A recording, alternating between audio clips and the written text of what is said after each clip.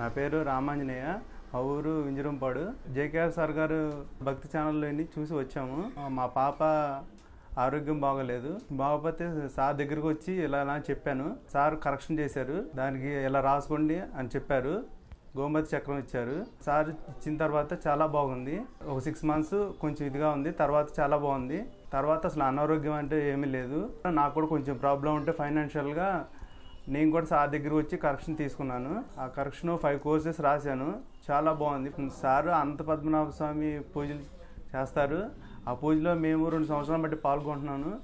చాలా ఫైనాన్షియల్ పరంగా కానీ హెల్త్ పరంగా కానీ చాలా బాగుంది. చేసిన తర్వాత అంతకుముందు కొంచెం హెల్త్ బాగుండేది కాదు, ఇప్పుడు చాలా బాగుంది. చాలా హ్యాపీగా ఉన్నాం అందరం, ఫ్యామిలీ మొత్తం. జేకేఆర్ సార్కి పాదాలు పాదన. నమ శివాయ, శ్రీమాత్రే నమః.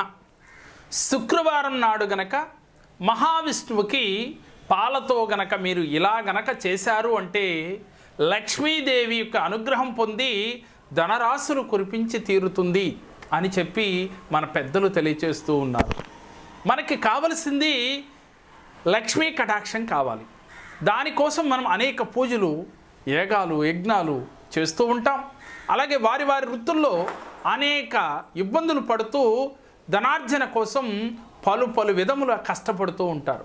కానీ ఎన్ని కష్టాలు పడినా కూడా లక్ష్మీదేవికి అనుగ్రహం కలగనప్పుడు మీరు చేయవలసిన యొక్క చిన్న క్రియ ఏమిటంటే, శుక్రవారము అనగానే మనందరం అమ్మవారిని మనం కొలుస్తూ ఉంటాం.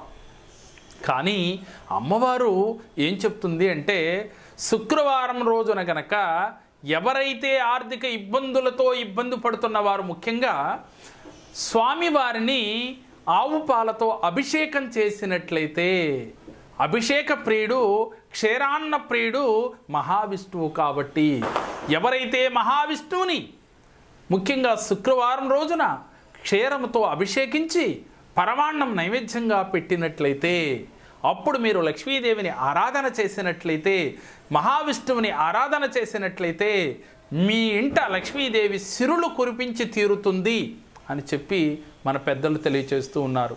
దీనికి ఉదాహరణ ఏమిటంటే, లక్ష్మీదేవే తిరుపతిలో స్వయంగా స్వామివారికి క్షీరంతో అభిషేకం చేయించినట్లుగా మన పురాణ ఇతిహాసాలు తెలియచేస్తూ ఉన్నాయి. ఆ రోజు నుంచి కూడా ఈ రోజు వరకు కూడా స్వామివారికి క్షీరంతో అభిషేకం చేయటం జరుగుతూ ఉందని చెప్పి మన పెద్దలు తెలియచేస్తూ ఉన్నారు.